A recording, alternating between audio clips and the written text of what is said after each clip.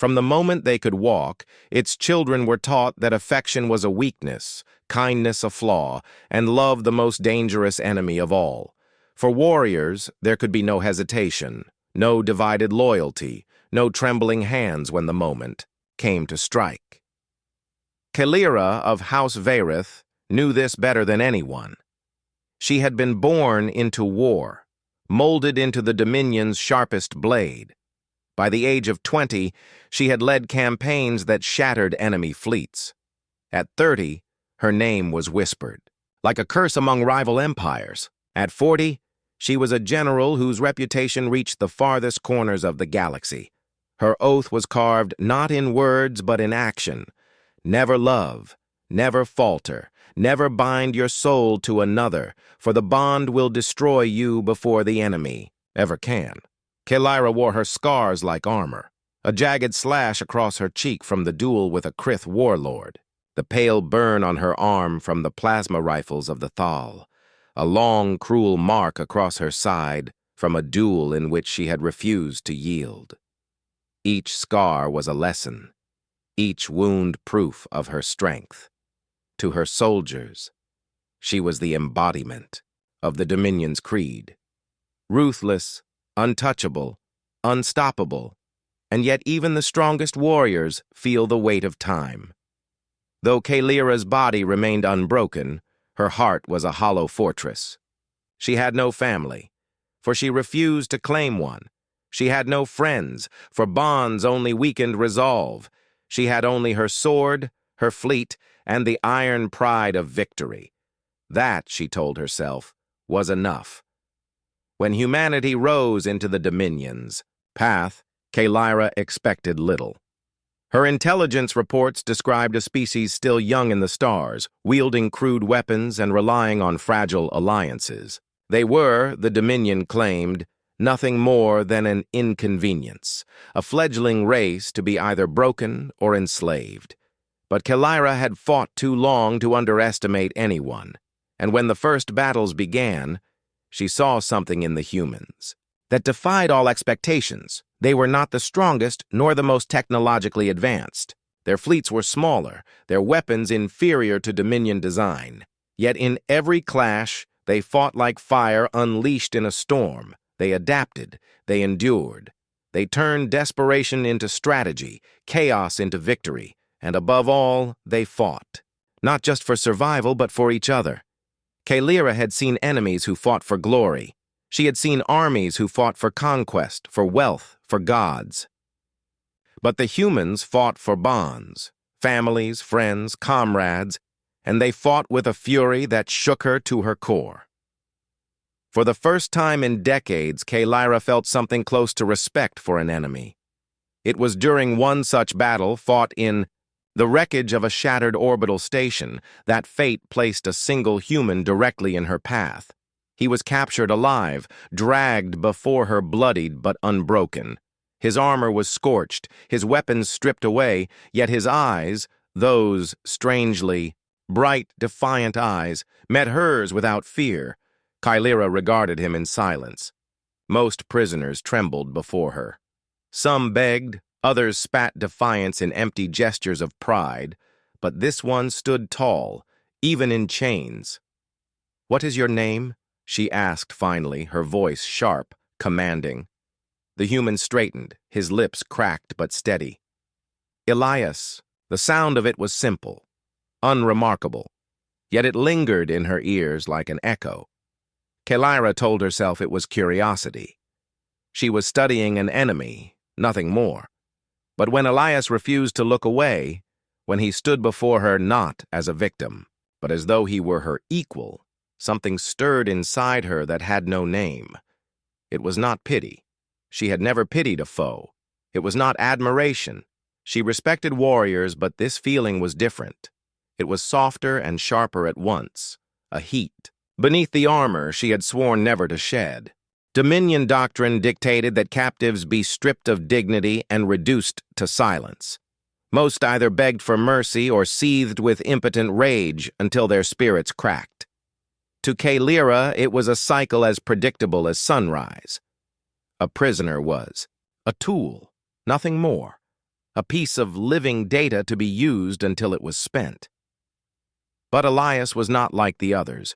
Even bound in chains, he carried himself with an unshakable steadiness. His posture was straight, his chin lifted, his gaze unflinching. When the guards shoved him into his cell, he did not curse or shrink. He simply observed, studying the walls, the technology, even the soldiers themselves. It was not arrogance, not defiance. It was curiosity. That alone unsettled Kalira. When she returned to question him, she expected silence or crude barbs. Instead, Elias greeted her as though she were not his captor, but someone to be spoken to on equal terms. "You don't look like a monster," he said once, lips curling into the faintest smirk. The words caught her off guard. She had been called many things by enemies: butcher, terror, steel-hearted demon. But not a monster? That was new. "And you don't look like a warrior," she snapped back before she could stop herself. His smirk widened, though pain still flickered in his eyes. "Then perhaps we're both surprises." Kalira should have reprimanded him, should have ordered the guards to silence his tongue. Instead, she found herself lingering. The remark gnawed at her long after she left the cell. Day. By day, Elias chipped at her fortress without even seeming to try. He asked questions about the Dominion, not in the tone of a spy, but of someone who genuinely wanted to understand. Why the Zarkath marked their faces with scars of honor. Why they cast aside families.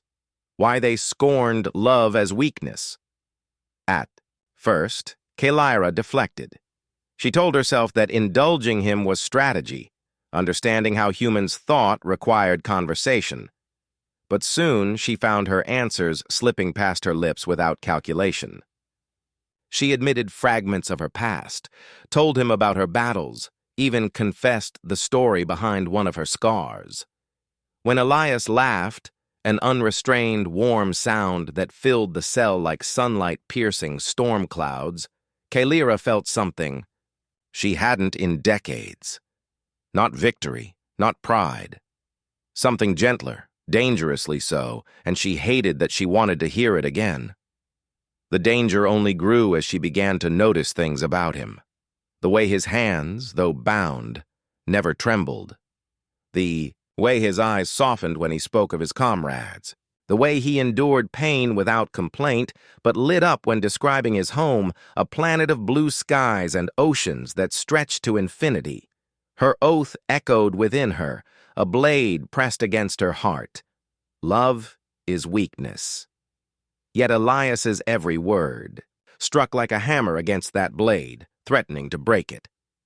One night, she found herself pacing outside his cell, restless. The war dragged on, humanity refusing to break, and yet her thoughts kept circling back to the human captive who smiled in chains. She convinced herself she was testing him, gauging his resolve. She entered the cell, silent as a shadow. Elias, stirred, eyes opening to meet hers in the dim light. "You can't sleep either?" he asked softly, his voice carrying neither fear nor sarcasm. Kalira should have ignored him. Instead, she sat across from him, the silence stretching until it became unbearable. Finally, she spoke, though the words were unbidden. "I don't understand you," she admitted. Elias tilted his head. "What don't you understand? You're a prisoner. You've lost your freedom, your comrades, your war, and yet you don't despair. You don't rage. You endure." For a long moment, Elias studied her. Then he said something that struck deeper than any blade ever had. "Because I don't carry it alone." Kalira frowned. "What does that mean?" "I fight for more than myself," Elias said quietly. "My people, my family, my friends, they're with me even here, and maybe you don't have to carry it all alone either." The words lodged in her chest, sharper than any wound she had ever taken. She wanted to scoff, to dismiss them, as human weakness disguised as sentiment. But when she met his eyes, steady and sincere even in captivity, she felt her armor crack. She stood abruptly, turning away before he could see the war in her expression. The war between the Zarkoth Dominion and humanity refused to end. What the Dominion had expected to be a swift conquest had instead become a grinding stalemate. Human fleets were battered but not broken, their colonies scorched but not abandoned. Every time the Dominion pressed forward, the humans adapted, striking back in ways no strategist could fully anticipate. Kelyra should have been consumed with the campaign. She should have been planning strikes, calculating supply lines, reviewing intelligence reports, and she did. Her duties never faltered. But always, at the edge of her thoughts, lingered the human in chains. Elias had become more than a prisoner. He was something else. A mirror that reflected what she had buried long ago. In every conversation, he challenged her assumptions. In every quiet moment, he unsettled her with questions no Dominion warrior would dare to ask. And then came the day he tried to escape. Kelyra was inspecting the war front when alarms blared through the fortress. Guards shouted, steel boots thundered across halls. By the time she arrived, Elias had already disarmed 2 soldiers and nearly reached a shuttle bay. His body was bruised, his movements sluggish from lack of nourishment, yet he fought with the tenacity of a predator unwilling to bow. The guards finally overpowered him, dragging him back in chains. But even bloodied, he wore a crooked grin, as though his capture was nothing more than a temporary inconvenience. Kelyra stood before him, blade drawn. The Dominion expected her to act decisively. A prisoner who resisted so boldly had to be made an example of. "You think this is a game?" she snarled, her voice echoing through the chamber. The soldiers around them waited, tense, eager for her judgment. Elias met her gaze without flinching. "No, I think you're better than this." The words struck her harder than any blade could. Her weapon trembled in her grip. She could end him now. One swift strike, and her oath would remain intact, her soldiers' faith unshaken, her loyalty unquestioned. But she couldn't move. For years she had told herself that emotions were chains, that love was weakness. Yet here was a human, bound in actual chains, daring to speak to her, not with hatred, but with belief. Belief in her. The silence stretched, heavy with expectation. Finally, Kelyra sheathed her blade with a sharp motion. "Return him to his cell," she ordered curtly. Unharmed, the soldiers exchanged uneasy glances but obeyed. Discipline held them back from questioning their general aloud, though she could feel their doubts simmering like heat under armor. That night, Kelyra's dreams were restless. She had always dreamed of war, clashes of steel, fire across the void, the thrill of triumph. But this dream was different. She saw herself walking through a battlefield, alone, corpses and wreckage stretching as far as the eye could see.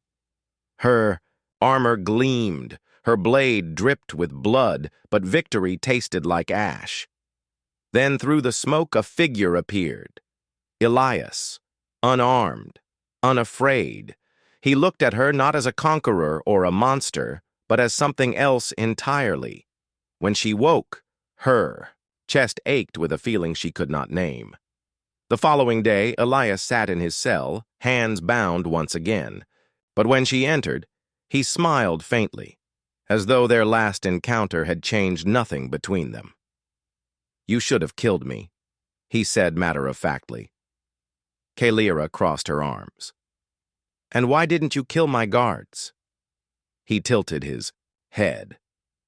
"Because killing them wouldn't have been freedom. It would have just been more chains." The answer made no sense in Zarkoth terms. Dominion warriors measured strength by domination. Mercy was a weakness, hesitation a sin. But Elias's words refused to leave her mind.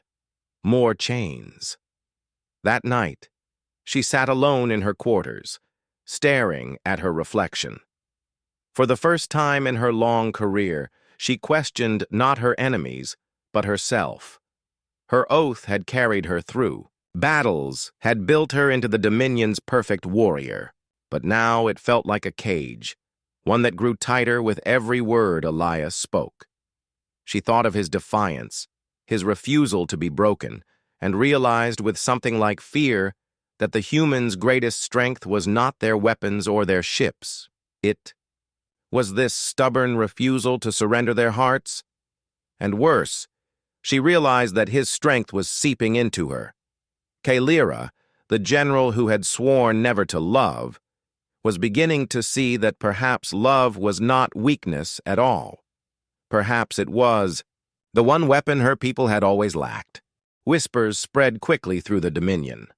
Soldiers who once followed Kaelira without hesitation now traded uneasy glances behind her back. They had seen her falter with the prisoner. They had watched her spare a human who had humiliated their guards and nearly escaped. To them, it was not mercy. It was weakness. Kaelira had built her career on being untouchable, on embodying the Dominion's iron creed. Now that reputation wavered like smoke. The High Command noticed. They always did. Orders arrived on her desk sealed in crimson. Orders that carried no ambiguity, no room for disobedience. The human was to be executed, not quietly but publicly before the garrison, before her soldiers, before the galaxy if need be. It was a test, a trap. Prove her loyalty by spilling Elias's blood, or confirm the whispers by sparing him. When she read the decree, Kaelira felt the weight of her oath pressed down harder than it ever had. She had sworn never to love, never to falter, never to bind herself to another. Yet the thought of killing Elias clawed at her chest in a way no enemy blade ever had. The day of execution dawned cold. The courtyard was filled with soldiers, their armor gleaming under the twin suns. Elias was dragged forward, chains rattling with each step, yet his back remained straight. His face was bruised, his lips split, but his eyes, those damned human eyes, remained steady. Kaelira stood at the platform, blade in hand. Her soldiers chanted, their voices a chorus demanding blood. To them, this was justice. To her, it was betrayal of everything she had begun to feel. She stepped forward, her weapon raised. The crowd fell silent, holding its breath. Elias looked at her, calm even as death loomed, and in that silence he spoke, voice low but firm. "You don't have to do this." It was madness. Of course she had to. She was Dominion. She was a general. To hesitate was treason. To refuse was death. And yet his words pierced through all the noise, all the doctrine, all the fear. For in that moment, Kaelira realized something her people had never understood. Love was not weakness. Love was defiance. Love was strength that refused to bow. A fire that burned even in chains. Her blade came down, but not against Elias. With one fluid motion, she cut through his bonds. The chains clattered to the ground, sparks flying where steel met stone. Gasps rippled through the crowd.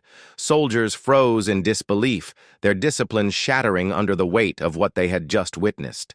Kaelira turned, placing herself between Elias and her own people, her blade raised not as their general but as their enemy.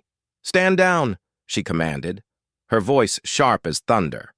The soldiers hesitated, torn between loyalty to her and loyalty to the Dominion. Some lowered, their weapons in shock. Others raised them, their hands trembling as they aimed at the woman they had once idolized. Elias stepped closer, his voice calm despite the chaos. "Kaelira, they'll kill you for this." "Let them try," she growled, eyes locked on her. Former comrades. The standoff lasted only seconds, but it felt like an eternity. Finally, the first soldier fired. Kaelira deflected the shot, sparks exploding from her blade. The courtyard erupted into chaos. Elias, still weakened, stumbled beside her, but Kaelira fought like a storm unleashed. Every strike was fueled not by duty, not by conquest, but by something far fiercer, the determination to protect what she had chosen. Together, they carved a path through the fray. Elias grabbed a fallen blaster, covering her flank as she cut down those who pressed too close. For the first time, they fought side by side, not captor and prisoner, but allies bound by something the Dominion had sworn to erase. By the time they reached the shuttle bay, alarms were blaring across the fortress. Reinforcements would arrive. Within minutes, Kalira slammed her fist against the control panel, forcing the shuttle doors open. Elias hesitated at the ramp, breathing hard. "If you leave with me, there's no going back." Kalira looked at him, her chest heaving, her blade still slick with battle. Behind them, soldiers poured into the bay, shouting her name like a curse. "I swore an oath once," she said, stepping into the shuttle. "But I'm done with chains." Elias followed, and together they launched into the stars as the Dominion thundered behind them. For the first time in her life, Kalira was no longer a general, no longer bound by the Dominion's creed, no longer hollow. The shuttle hurtled through the void, its engines straining against Dominion interceptors that scrambled in pursuit. Kalira's hands moved over the controls with the precision of a lifetime in battle, but this time her heart raced for reasons. Beyond the fight, she had defied her people, her command, her oath. The Dominion's proudest general was now its most wanted traitor, and beside her sat Elias, the human who had shattered everything she thought unbreakable. They escaped only by the narrowest of margins. Kalira knew the Dominion's tactics too well to fall into their traps. She outmaneuvered their pursuit, cutting through asteroid fields, diving into ion storms, using every scrap of cunning she had honed over decades.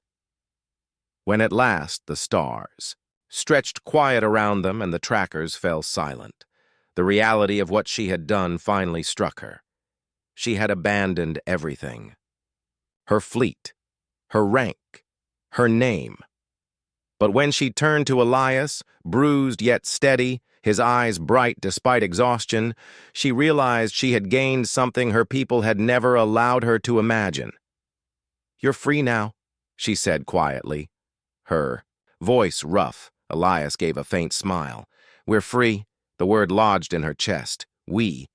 She had always lived as I, the lone blade, the solitary warrior.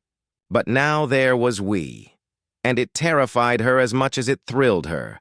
Their journey did not end with escape. Far from it. The Dominion branded her a traitor, sending hunters across the stars. Bounty orders carried her name, her likeness, her crimes. Entire fleets were dispatched to capture or kill her. Every port they landed on, Kalira felt the stares, the whispers. Yet Elias never wavered. Together, they carved out survival on the edges of the galaxy. There were battles, fierce and desperate. Kalira fought with her blade, Elias with cunning and sheer audacity. Where she was iron, he was fire. Where she was discipline, he was improvisation. Nights were spent on desolate moons, huddled in makeshift shelters, or aboard derelict ships that creaked with age. Sometimes food was scarce, and wounds went untreated longer than they should. Yet through it all, Elias carried a lightness she could not fathom. Even on the worst nights, he could find humor or speak of Earth's oceans and forests as though describing a dream worth fighting toward. It was that dream that changed Kalira most. She had fought her entire life for conquest. Victories, medals, scars, none had ever satisfied her. But when Elias spoke of Earth, of humanity's stubborn hope, she began to see a future she had never dared to imagine. A future where she fought not for the Dominion, not for glory, but for something alive, something real. For him. One night, after they had shaken off another Dominion patrol, they camped on a barren ridge beneath a sky of endless stars. The fire crackled low, its warmth feeble against the cold wind. Kalira sat in silence, sharpening her blade when Elias spoke. "Do you regret it?" She glanced at him. "Regret what?" "Leaving everything," Elias said. "Your command, Your people. Your life. The question lingered like a blade pressed to her throat. Regret. She had thought about it in the quiet moments. The Dominion had been her identity, her purpose. And now she was hunted, rootless, stripped of all rank and honor. But when she looked at Elias, this fragile, maddening human who had undone her oath with nothing but truth, her answer was clear. "No," she said softly. "I swore once that I would never love. That oath made me strong, but it also made me hollow, empty. Now," she set the blade aside, meeting his gaze, "now my only oath is this. I will never stop." Elias's brow furrowed slightly. "Never stop what?" "Never stop choosing this," she said. "Never stop fighting for it. For us." For a long moment he was silent. Then, with a rare gentleness, Elias reached for her hand. She allowed it, though it felt like lowering her guard on a battlefield. His hand was warm, calloused from war, but alive. "You've already kept that oath," he said. Kalira's chest tightened in a way battle had never made her feel. She had survived duels, massacres, sieges. But this, sitting beneath strange stars with a human hand in hers, was the first time she felt truly alive. The Dominion never stopped hunting them. The galaxy remained dangerous, cruel, and unforgiving. But Kalira no longer carried the weight alone. Together, she and Elias became more than fugitives. They became a legend whispered across battlefronts, the general who betrayed her people for a human. The warrior who discovered that love was not weakness, but the greatest rebellion of all.